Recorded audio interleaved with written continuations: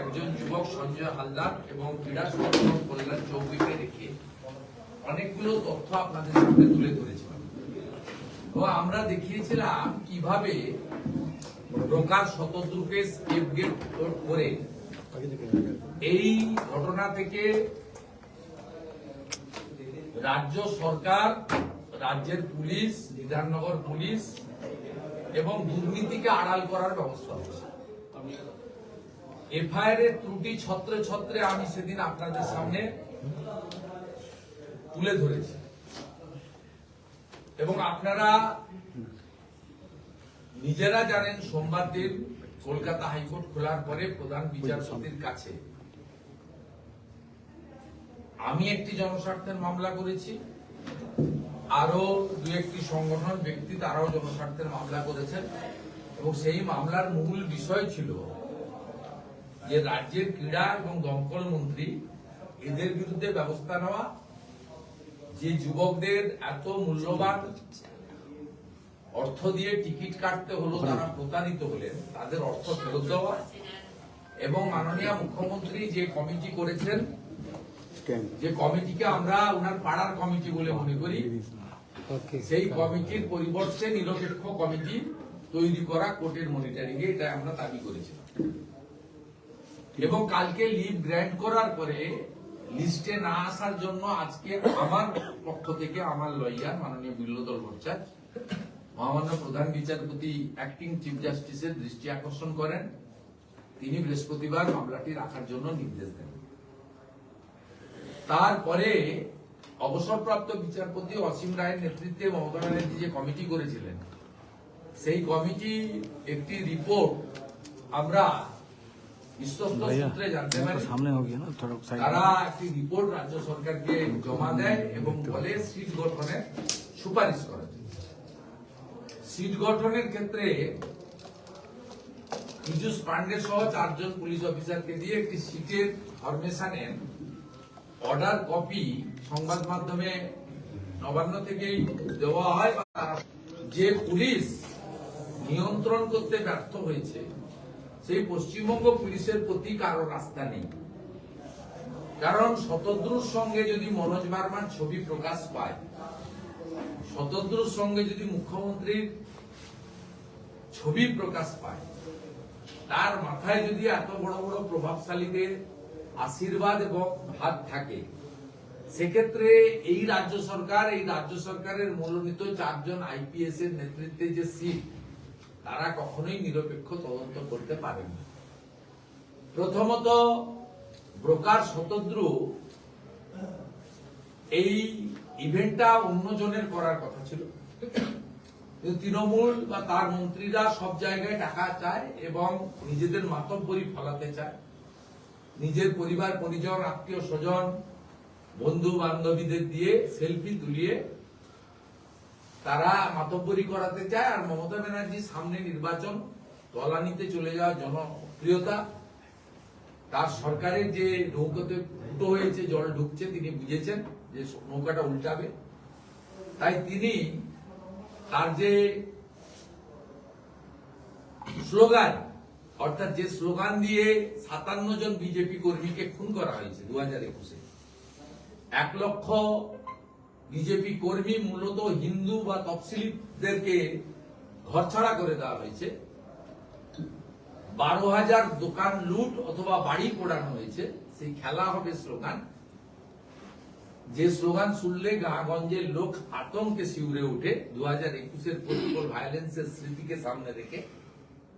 সেই স্লোগানটাই মেসিকে দিয়ে বলিয়ে নিতে চেয়েছিলেন বাজার গরম করার জন্য ভোটের আগে, কিন্তু ভগবানের মার হয়েছে, সেই উদ্দেশ্য পরিকল্পনা ব্যর্থ হয়েছে। যেখানে হায়দ্রাবাদে তেলেঙ্গানার মুখ্যমন্ত্রী রেবন্ত রেড্ডিজি, যেখানে মুম্বাইতে মহারাষ্ট্রের মুখ্যমন্ত্রী দেবেন্দ্র ফডনবিসজি, যেখানে দিল্লিতে মুখ্যমন্ত্রী মাননীয় রেখা গুপ্তাজি, তারা এই বিশ্ববিখ্যাত তারকাকে বরণ করলেন, স্বাগত করলেন তাদের রাজ্যে।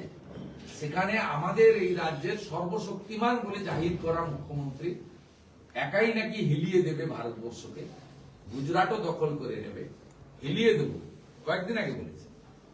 তিনি নিজে হিলে গেছিলেন, গাড়ি ঘুরিয়ে নিয়ে কয়াকারে পা মারছুট পালিয়ে গেছিলেন। অতএব এই ঘটনায় যদি দায় স্বীকার করতে হয় তাহলে মুখ্যমন্ত্রীকে প্রথম দায় স্বীকার করা উচিত। উনি ক্ষমা চাইবেন কেন? উনি দায় স্বীকার করে উনি কেন গাড়ি ঘুরিয়ে নিয়ে পালিয়ে গেছিলেন তার ব্যাখ্যা জনগণকে দিন। উনি কেন তার পুলিশকে অনুমোদন দিয়েছিলেন ফুল প্রুফ না করে? তার জন্য তিনি রাজীব কুমারকে শোকজ করবেন কেন? রাজীব কুমারকে এবং বিধাননগরের সিপি কে বরখাস্ত কেন করছেন না? ডিপার্টমেন্টাল সাসপেনশন কেন করছেন না? কারণ রাজীব কুমার তো অ্যাক্টিং ডিজি, কিন্তু পার্মানেন্ট ডিজি নয়। তাকে কেন সরাচ্ছেন না? দ্বিতীয়ত, ক্রীড়ামন্ত্রী অরূপ বিশ্বাস তিনি একটা দপ্তরের মন্ত্রী নন, তিনি বিদ্যুৎ এবং আবাসন দপ্তরেরও মন্ত্রী। একইভাবে সুজিত ঘোষ, যিনি কমপ্লিমেন্টারি টিকিট রাস্তায় দাঁড়িয়ে বিতরণ করছিলেন, তিনিও ফায়ার ব্রিগেড দপ্তরের মন্ত্রী। তাদের মন্ত্রিসভা থেকে বরখাস্ত করে তদন্তের মুখোমুখি হওয়ার নির্দেশ কেন দিচ্ছেন না?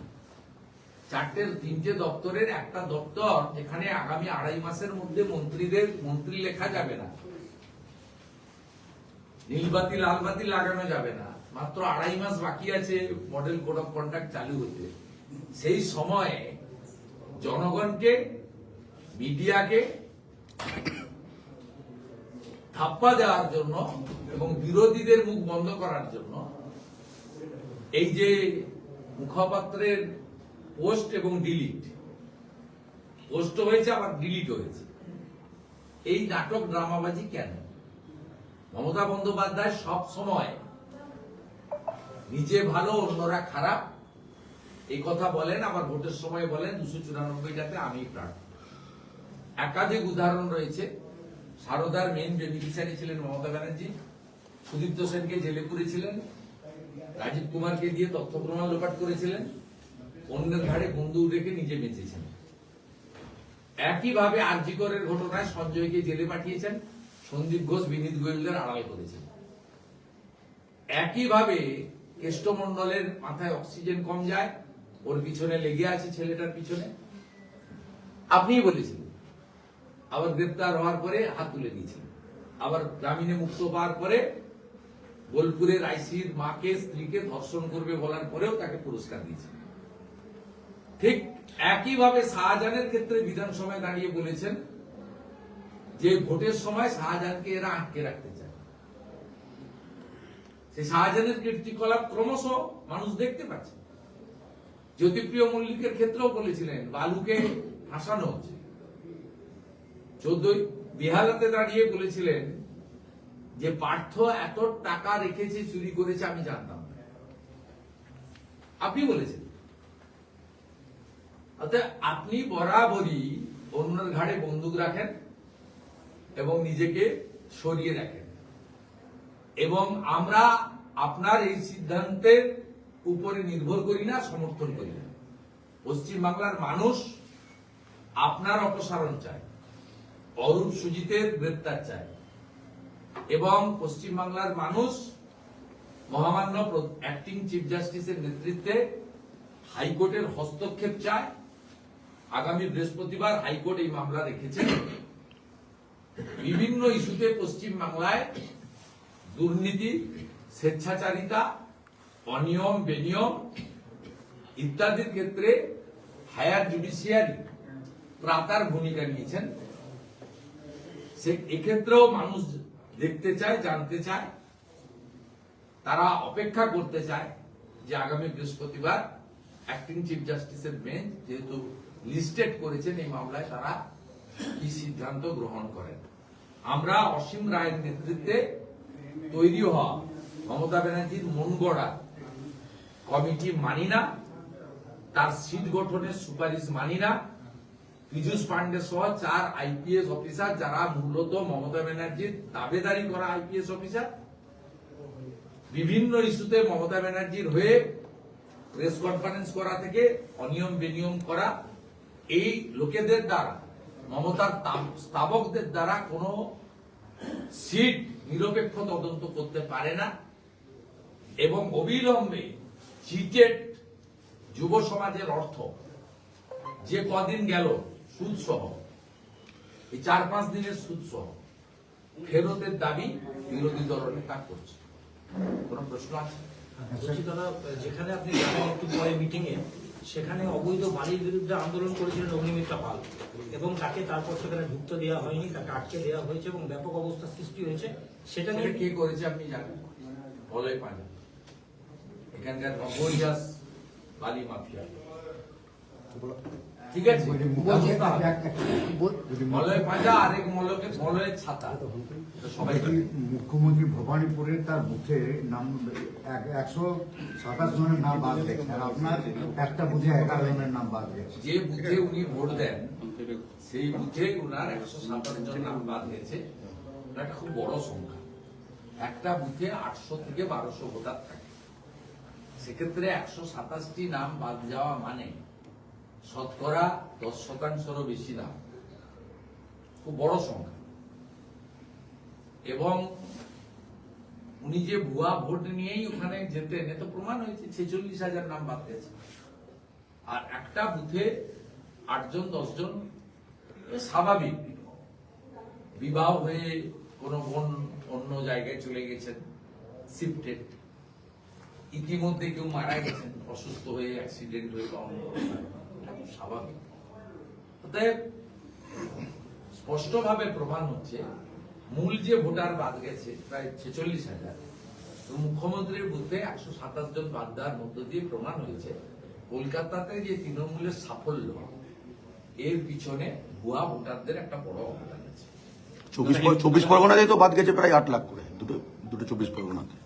দেখুন, আমি কয়েকদিন ধরেই বলছি, এটা নিয়ে এক্ষুনি কনক্লুশনে যাওয়া ঠিক হবে না। কারণ ইলেকশন কমিশন আগামী 1 মাস ধরে অনেকগুলো পদ্ধতি নিয়েছেন। এক, বিএলওরা বুথে বসবেন। 2 হচ্ছে ইলেকট্রনিক সিস্টেমে দিয়েছে, আপনি জানতে পারবেন আপনার নাম আছে কিনা, নিজেই দেখে নিতে পারবেন। 3 হচ্ছে নাম বাদ চলে গেছে 6 নম্বরে আবেদন করা, ভুয়া নাম রয়ে গেছে 7 নম্বরে কাটার জন্য আবেদন করা, শিফটের 8 নম্বর আবেদন করা, তাদের হিয়ারিং করা। এই প্রক্রিয়াটা আগামী 15ই জানুয়ারি পর্যন্ত চলবে। কিন্তু ইনিশিয়ালি 58 লক্ষের বেশি ভোটার নাম বাদ যাওয়া, যারা 2024-এ ছিলেন, এবং 2024-এর ভোটে তৃণমূলের সঙ্গে বিজেপির ডিফারেন্স মাত্র 21 লক্ষ। আমরা 2,33,27,000 আর ওরা 2,75,00,000 আশেপাশে, অর্থাৎ 41 লক্ষ সামথিং ভোটারের গ্যাপ ছিল। সরাসরি লড়াই, যেহেতু সিপিএম ভোট কাটার কাজটা করে, কংগ্রেস তো আরো ছোট পার্টি, ভোট কাটার কাজ করে। মূলত তৃণমূল ভার্সেস বিজেপির যে লড়াই পশ্চিমবঙ্গে হচ্ছে, তাতে আমাদের সঙ্গে ওদের ডিফারেন্স ছিল 21 লক্ষ। 58 লক্ষ ভোট বাদ দেওয়ার মধ্য দিয়ে প্রমাণ হয়েছে যে ভারতীয় জনতা পার্টির সঙ্গে ওদের কোনো ডিফারেন্স এই মুহূর্তে নেই। 14ই ফেব্রুয়ারি ভোটার তালিকা বেরোলে, আমি আমার দীর্ঘ নির্বাচনী লড়ার অভিজ্ঞতা, প্রত্যেক দিন রাজনৈতিক কর্মকাণ্ডে থাকার অভিজ্ঞতা, আমি আমার রাজনীতির জীবন শুরু করেছিলাম কলেজে। তো সেদিন আমি যে পার্টি ছিলাম, সেই পার্টির কন্ট্যাক্ট পিকে কলেজে বুথে আমি নিজেও বিএলএ ছিলাম, বুথ লেভেল এজেন্ট। সেই যে দীর্ঘ আমার 35 বছরের বেশি, 36 বছরের অভিজ্ঞতা, 35-36 বছরের অভিজ্ঞতায় আমি বলতে পারি যে বিপুল সংখ্যক নাম আরো বাদ যাবে, এবং সংখ্যাটা আমি আগে যেটা বলেছিলাম, আমি রিপিট করব না আজকে, সেই সংখ্যার থেকেও বাড়বে। আপনাদের সকলে 14ই ফেব্রুয়ারি পরে আবার যখন আসবে, এই জেলায় তো প্রতি মাসে আসি, ফেব্রুয়ারিতে আমি এই জেলায় আসবো, সেদিন আপনারা আমাকে বলবেন। আমি এক্ষুনি কথা দিয়ে এসেছি আমার জামুরিয়ার বিএলএ আপনাদের সঙ্গে লিট্টি চোখা করবো 14ই ফেব্রুয়ারি পরে। বিএলএ2রা আমরা ওদের চায়ের পয়সাও দিতে পারি, মোবাইলের রিচার্জের পয়সাও দিতে পারি, মোটরসাইকেলের তেল ঢোকানোর পয়সা দিতে পারি। তো আমাদের মুসলিম বুথ ছাড়া হিন্দু বুথগুলোতে বিএলএ2রা নিষ্ঠার সঙ্গে ভারতীয় জনতা পার্টিকে ভালোবেসে কাজ করেছে।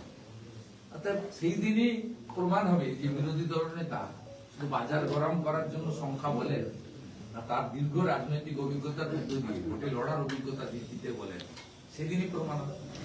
আমি চাই আপনারা স্টে ওয়েল, ভালো থাকবেন। सर बोल रहे हैं कि एक सेंटर में 2 কোটি ভোটারকে শুনানিতে ডাকা হতে পারে, বিএলওরা দরজায় দরজায় গিয়ে নোটিশ দেবে। আপনি কি মনে করেন যে ফেব্রুয়ারির মধ্যে এই প্রক্রিয়াটা শেষ হতে পারে? হ্যাঁ, হলো 7,60,00,000 এসআইআর প্রক্রিয়া যদি শেষ হতে পারে, সংখ্যাটা আমার জানা নেই। আপনার কথা মতো, আমি বলছি না, আপনার কথা মতো 2 কোটি লোককে নোটিশ দিয়ে সরকারি যদি যাওয়া যায় 7,60,00,000 ভোটারের 4 সপ্তাহের মধ্যে, তাহলে আগামী 4 সপ্তাহের মধ্যে নিশ্চিতভাবে আপনার কথা মতো এই সংখ্যাও যদি হয়, তাহলে তাদের শুনানি করানো যাবে। এটা তো বিষয় না। আর যাদের কাগজ আছে দিয়ে দিবেন। ভারতের যে কোনো প্রান্তে যদি নাম থাকে, আপনি যদি নোটিশ পান, আপনি সেই প্রান্তে 2002-এ আপনার পিতা বা মাতার নাম ভোটার লিস্টে আছে, তখন আপনার 18 হয়নি, নিয়ে চলে গেলেই আপনি পেয়ে যাবেন। অথবা 1987 সালের আগে ভারতে জন্মেছেন, 1987 সালের আগে ভারতে জন্মেছেন, বার্থ সার্টিফিকেট না থাকলে স্কুল সার্টিফিকেট, সেটা নিয়ে চলে গেলেই আপনাকে তো আর কিছু লাগবে না। এবং আপনার এই একটা কাজ করতে হবে। দীর্ঘ 23 বছর পরে এসআইআর হচ্ছে, 2002-এ শেষ হয়েছিল, 2003-এ ভোটার লিস্ট বেরিয়েছিল। 22-23 বছর পরে এত বড় প্রক্রিয়া হচ্ছে। আমি যারা নোটিশ পাবেন তাদেরকে বিরক্ত না হয়ে সহযোগিতা করার আবেদন করব, যে এটা আপনার নাগরিক হিসেবে কর্তব্য ইলেকশন কমিশন অফ ইন্ডিয়াকে সহযোগিতা করা। दादा कमिश्नर खाली आपका मुख्यमंत्री जिस बूथ में खड़ी हुई है, जिस बूथ में हिंदी बाद में हो जाएगा। कमिश्नर खाली आपका दादा। खुशी, কমিশনের কাজে আপনারা সন্তুষ্ট? হ্যাঁ, কমিশন তো বিহারে তার যোগ্যতা প্রমাণ। কমিশন তো আর পশ্চিমবঙ্গে আলাদা নয়। মমতা ব্যানার্জি বলেছিলেন 3 বছর লাগবে, কমিশন তো একটা খাড়া করে দিয়েছে। সকাল 9টায় ভোটার লিস্ট বেরিয়ে গেছে, এখন 3:30 বাজে, এখনো পর্যন্ত দেখলাম না।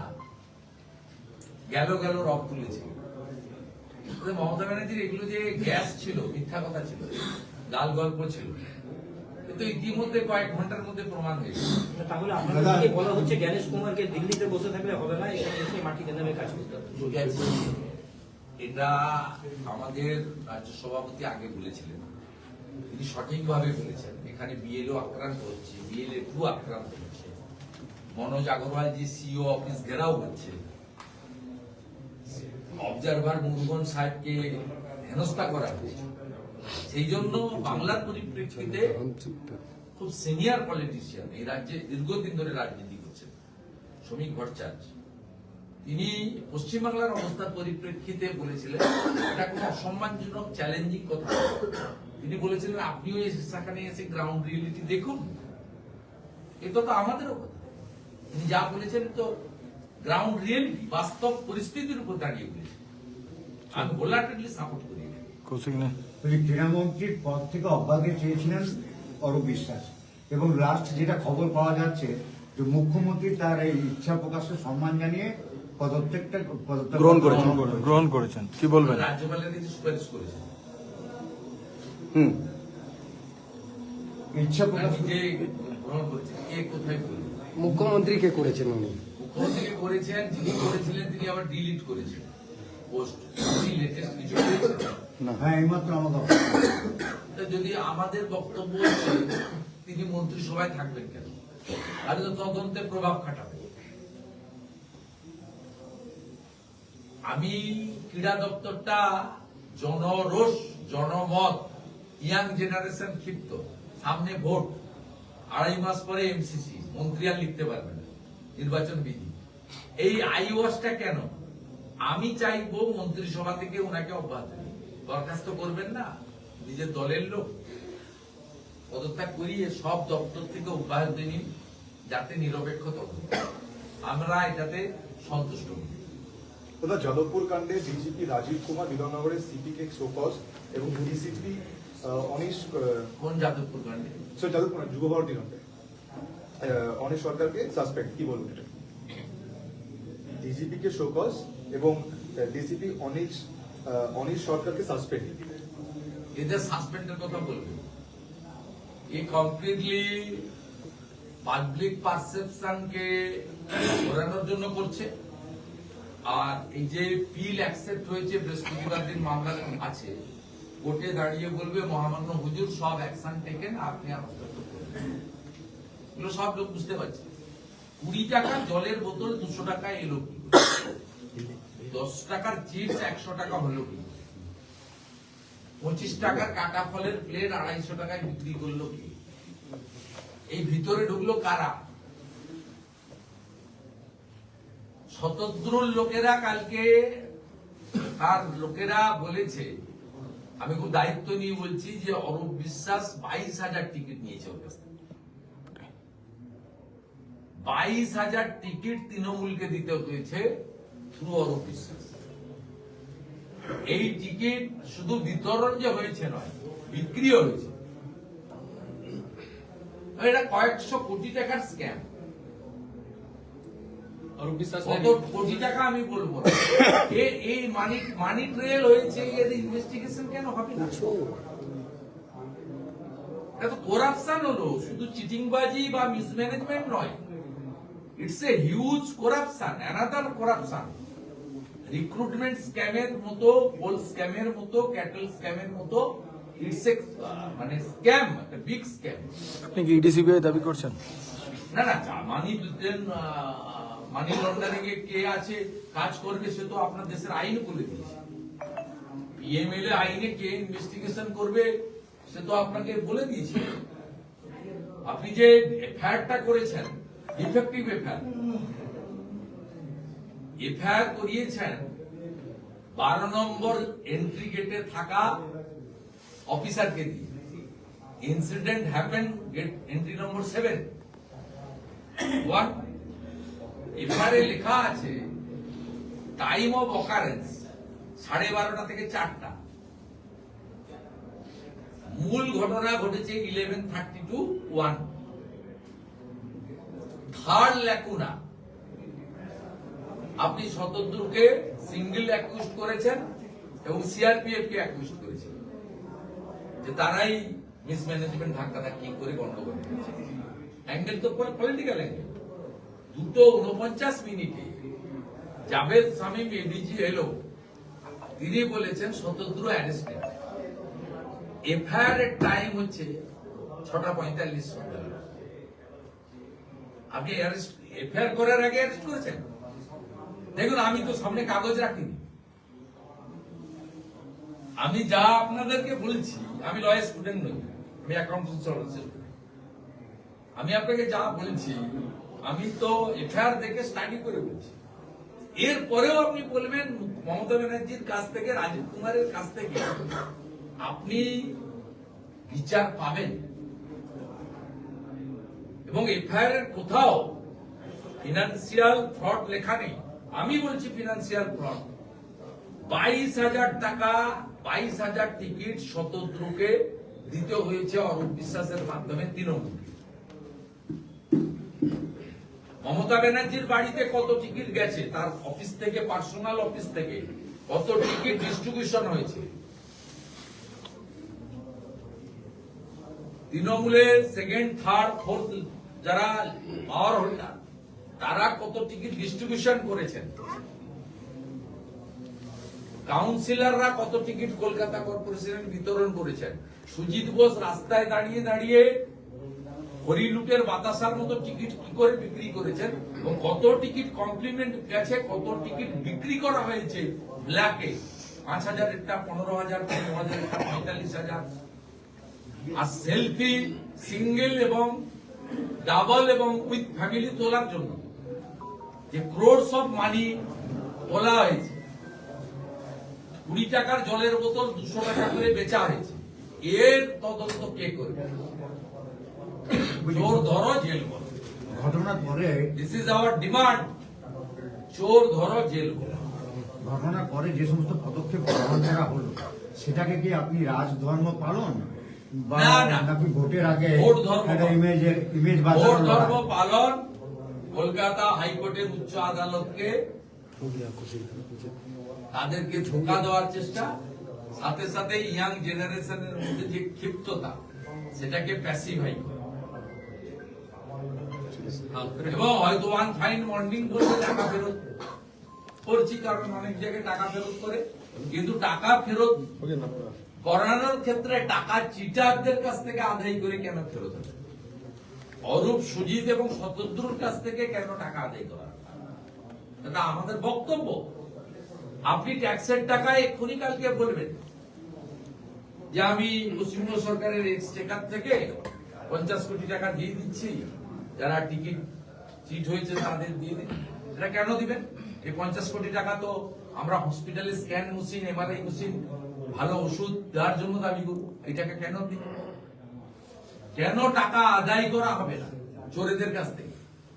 15 দিন জেলে রাখবেন, সব media out of sight out of mind হয়ে যাবে, ছেড়ে দেবেন ওয়ান ফাইন মর্নিং। কারণ আপনার এফআইআরটাই তো ডিফেক্টিভ। অর্থাৎ আপনার সরকার, আপনার পুলিশ, আপনার মন্ত্রীদের উপরে কারোর কোনো আস্থা নেই। তা আমরা আপনার নেতৃত্বাধীন রিটায়ার্ড জাস্টিস অসীম রায়ের সুপারিশ মানি না, ওই কমিটিকেও মানি না। Arup Biswas, sports